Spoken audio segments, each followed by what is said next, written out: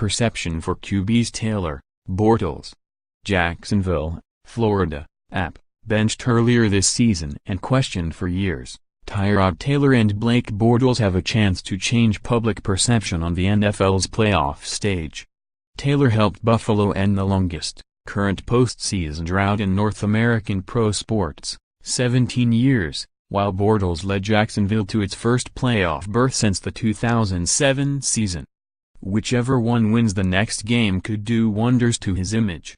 The Jaguars, 10-6, host the Bills, 9-7, in an AFC wildcard game Sunday, a win-or-go-home matchup that means as much to the quarterbacks as anyone.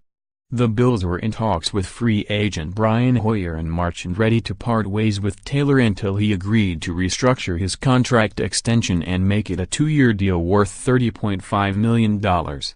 He has 1 year remaining, but the team could save $10 million by moving on after this season.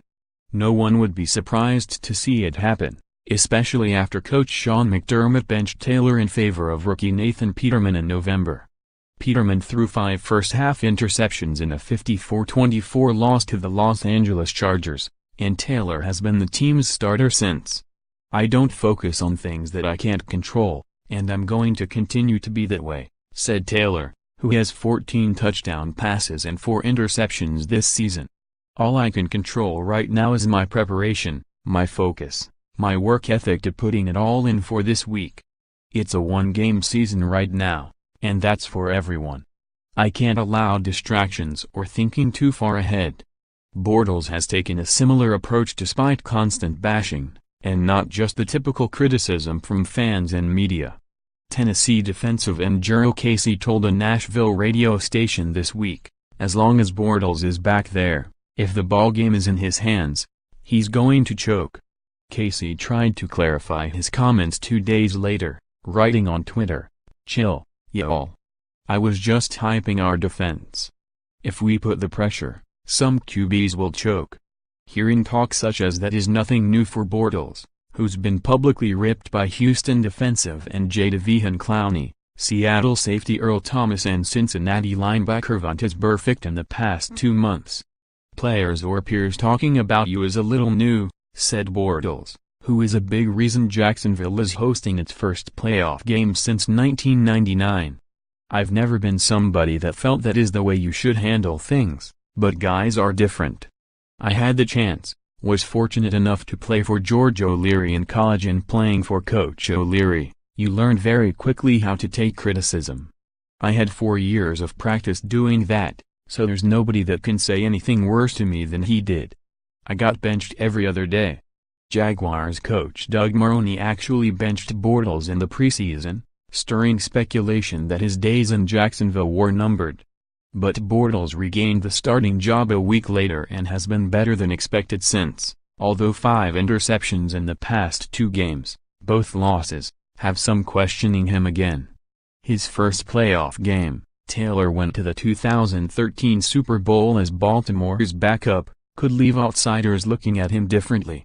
Playing a playoff game in Jacksonville hasn't happened in a while, so having that opportunity to play in front of our fans and our city and our stadium, I think, is awesome, Bortles said.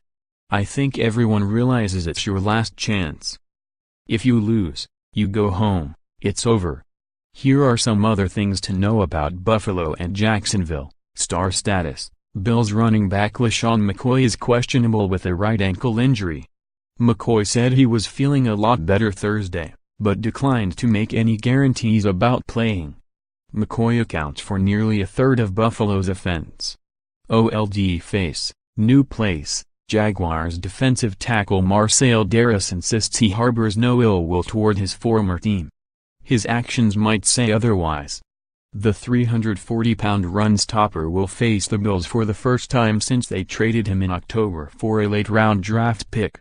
Marrone's makeover: Jaguars coach Doug Marrone bolted on Buffalo in 2014, opting out of his contract and getting $4 million to walk away. Marrone landed in Jacksonville and will face Buffalo in his first playoff game as a head coach. Long time coming, Jacksonville's first home playoff game since January 2000 will be a packed house. The Jaguars sold every ticket available and even received permission to remove tarps covering 4 upper deck sections to help satisfy demand. For more NFL coverage, http://www.pro32.app.org and http://www.twitter.com/app_NFL